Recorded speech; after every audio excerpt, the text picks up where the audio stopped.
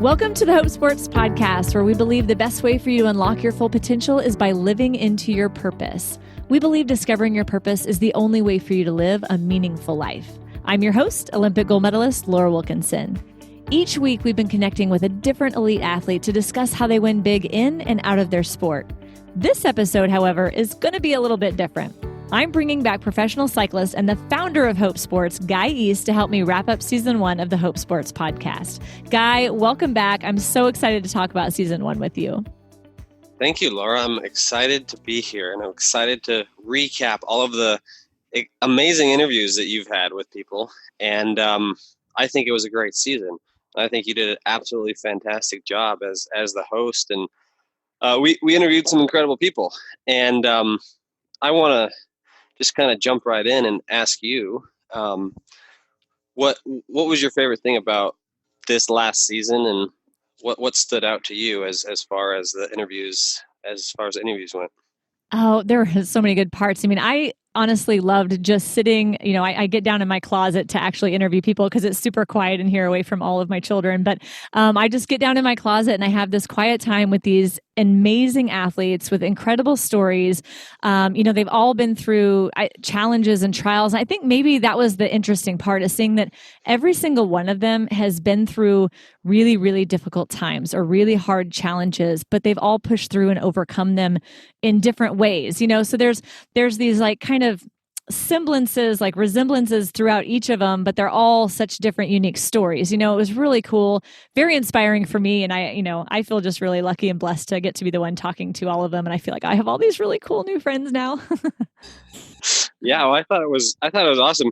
Was there one interview that was harder than the rest, or one that stood out because it was more challenging, or just a different? Yeah, just more challenging than any other interview. Well, I think anytime you don't know the sport as well, it's a little tough. And like a lot of the winter sports, I know nothing about. So I feel like sometimes in those interviews, I end up asking more about their sport than their story. But we always eventually get back around to it. But yeah, since I'm a summer athlete and I'm kind of an acrobatic athlete, those tend to be my wheelhouse. So when we get to the major league or NFL or NASCAR, that's really out of my wheelhouse. So sometimes those things are a little more challenging for me, but I mean, everybody's got a good story and everybody's open to being asked questions, even maybe not the best questions, but they always come up with great answers. So it always makes for a good story. Yeah. We had a lot of Olympic athletes on the show this year, so that made it probably a little bit easier. But I was pretty impressed by just so many stories of inspiration and challenge and overcoming from so many of the athletes that you wouldn't hear about otherwise if we didn't have to take the time to interview them, because when we watch them on TV or see them on social media, everything looks fantastic. But to dive in deep and to ask them hard questions and to see what really is behind their success is quite fascinating. And so thank you for doing such a great job with that. And I feel like you really dove in very well and were able to really get to the heart of what makes people tick and their purpose and the challenges that they've had to overcome. So pretty cool. Yeah, well, people were really open and very vulnerable. Like I remember talking with Katie Eulander, the skeleton athlete. She was so open and honest and just raw with us. And it's so nice and refreshing when people can do that. And they're not just trying to tell their cookie cutter story, but they're willing to just open up and share that, because that's when it really connects with other people that are maybe going through the same thing or struggling and realize that they're not alone. So when people can open up and be vulnerable like that, I feel like their story just becomes 10 times more powerful. So I just really appreciate, we've had 27 different athletes on, and I mean, each one of them was so good to talk to. Yeah. I remember interviewing Katie before the show, before you interviewed her. And I was crying, listening to her story, like incredible story and heartbreaking, but yeah. So do you have a favorite story? Oh, that's okay. That's a tough one. I knew you were going to ask that one. Obviously, I'm a diver, and so the divers I love to talk to. But I have to tell you, David Kulturi, the cliff diver, had me laughing, especially. And I know David. I've known him for a really long time, back when he was just a platform diver like me. And I talked to him obviously in the interview, but when I heard it replayed when it got released, I was laughing so hard I was crying because I was just really listening to it, just very open. And he tells this story about his first major competition on the Red Bull Cliff Diving World Series, and his suit rips on impact, and he's trying to make it to the shore and not, have everything fallen out. And it's this whole mess. And he's laughing telling this story, which must have been excruciatingly painful and embarrassing all at the same time. But I mean, the way he tells it is just so funny and entertaining. And he got back up and continued to compete, and I mean, just stuff like that is crazy to me and awesome. But I also love like Dana Vollmer, the swimmer, when she talks about just, how she trained and she went to Olympic Games just as herself. And now she's a mom and she's been to an Olympic Games and won a gold medal as a mom. And now with another kid in tow, trying to make another Olympic Games. To me, that just connected. And she's got this whole movement to the power of mom and is uniting different athletes. I love it when people are doing things that are kind of just beyond their sport too. Like we had the Canadian hurdler, Sarah Wells, and she talked about how she's got this Believe initiative through schools all over Canada. They're teaching kids how to dream big and how to believe and pursue their dreams. So I just love hearing about stuff that's a little bit different. And, they've used their sport as their platform to go and affect other people. To me, that's kind of the really, really inspiring thing. Yeah. Yeah. That Dana Vollmer story was amazing. And, we had some people like Michael Anders, who's a future star of swimming, and to see the whole spectrum, somebody like Dana Vollmer and somebody like Michael Anders, who's just starting his career, pretty cool to get both sides of the story, Yeah. Somebody at the end of their career and somebody who's bound to, be successful over the course of several and how years. well spoken is Michael Andrew? I mean, he's like 19 and he just sounds like he's been doing this for 100 years. I mean, he's so professional and so well spoken for such a young man. Like he has such a set of skills in his wheelhouse. Yeah. Curious, what do you think of your interview with John Ashley Knoll? He's one of my favorite people to talk to, but he's a very intimidating person to talk to. And I remember my first conversation with him sitting across the table in Berlin, Germany, and just him sitting in silence, waiting for me to answer. And I was like, I don't even know what to say. I don't even know how to answer this question.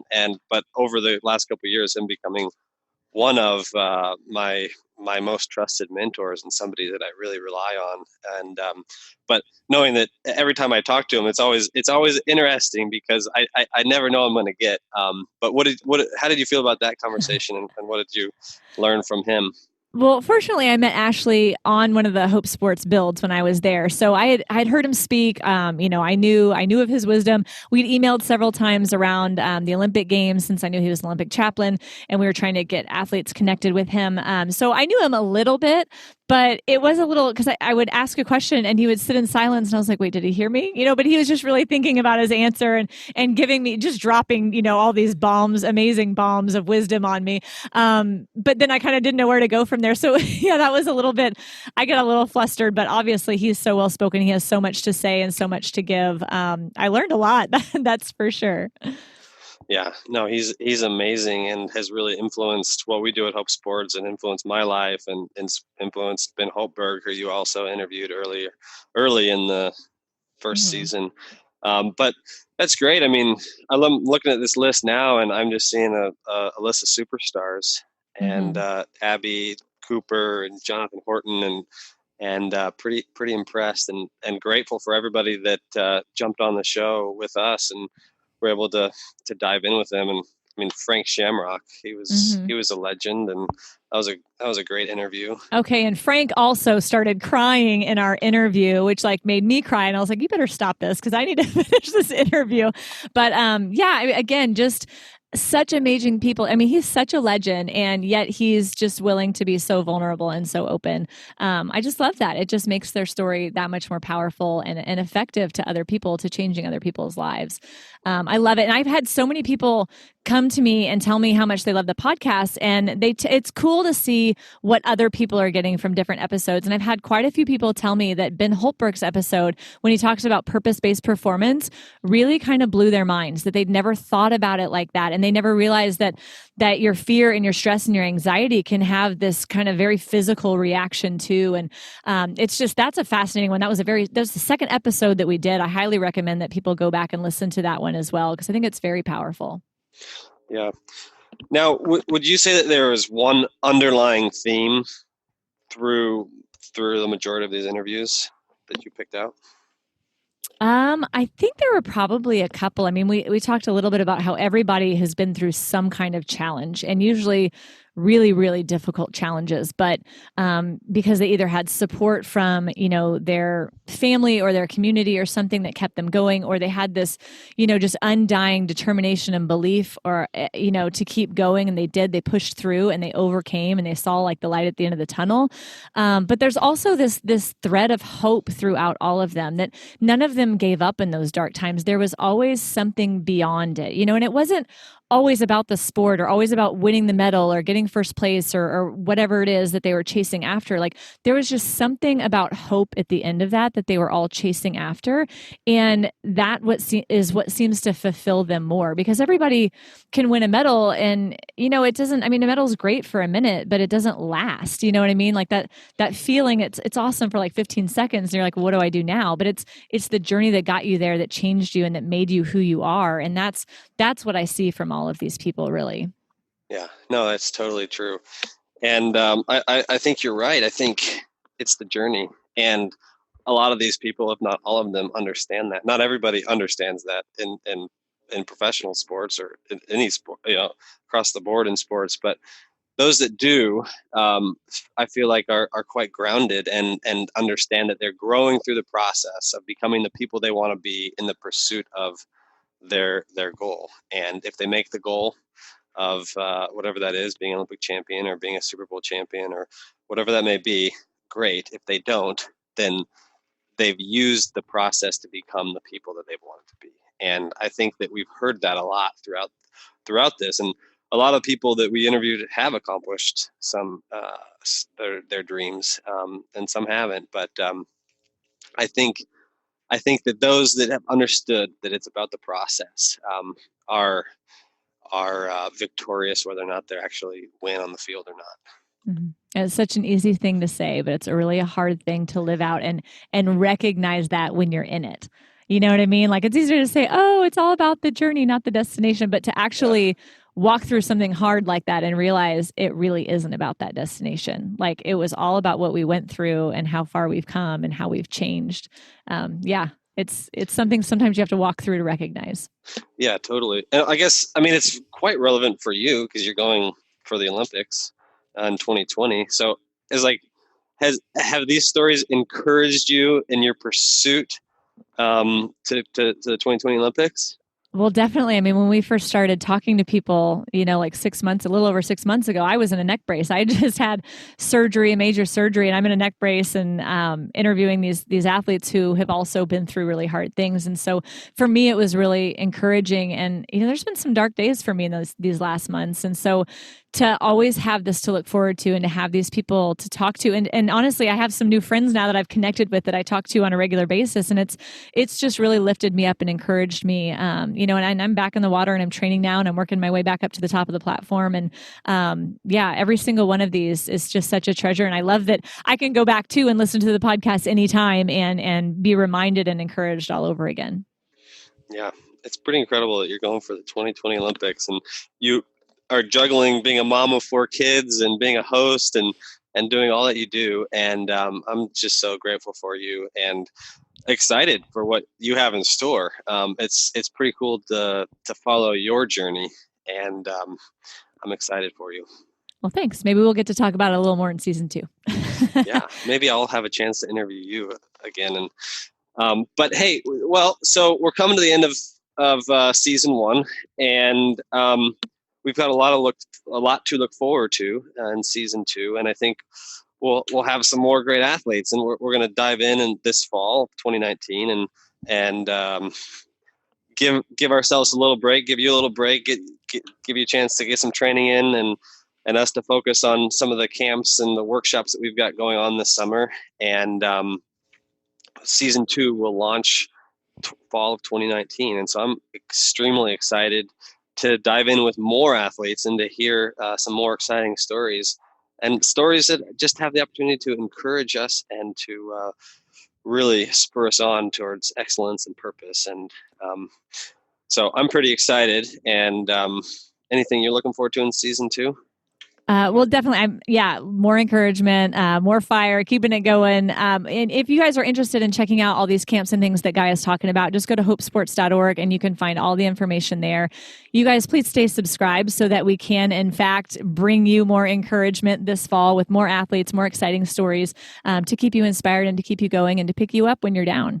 Guy, thank you so much for joining, for making this inspiring and encouraging podcast a reality. This is all you, man. So we want to thank you. Big shout out. Thank you.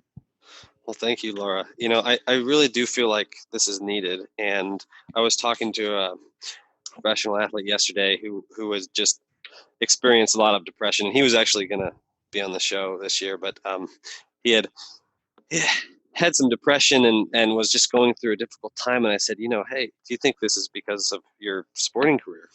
Do you think some of this is because of that? And he said, yeah, I think that it is. And I think it's difficult to seek help. And I didn't always know that I had help, or that people wanted to help me. And sometimes we want to go it alone and to not get help. And we think that we're just here and we're suffering and we're not good enough, or we're not worthy, or whatever the case may be. And that's totally not true. And I know I've gone through that in my life, and I know other athletes have as well. And so I just hope that season two brings more hope that you're talking about, more inspiration, and that these stories can, in a way, mentor and shape other people's lives in a way that brings so much encouragement and so much life, and understanding that, it's hard. It's extremely hard, but you're not in it alone.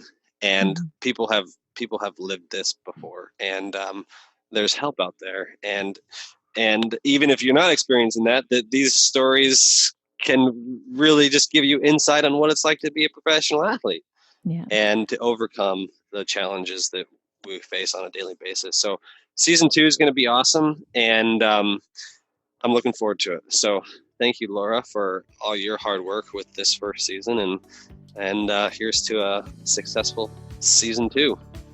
Well said. Thank you so much for tuning in to the first season of the Hope Sports podcast. We would love to hear what your favorite episode was and why. So stop by our Instagram and Facebook pages and comment on our season finale post. We have a ton of amazing guests lined up for season two, so stick around. We'll be back very soon. In the meantime, you can sign up for regular communication from Hope Sports to hear more about the dates for upcoming home builds, workshops, and the new e-course that will be launched this fall. And if you've ever wondered where confidence comes from, you can join me for a free live masterclass about the 10 crucial elements that lead to confidence just by signing up at laurawilkinson.com/masterclass. That's laurawilkinson.com/masterclass to join me for a free live masterclass all about confidence. And a big shout out to Evo Terra and the team at Simpler Media who do the practical work that makes this show possible. It's been an honor to bring such amazing stories to you each and every week. And we love hearing your feedback about the ways that you're inspired and encouraged to navigate the world with purpose and meaning. I'm your host, Laura Wilkinson. Until next time.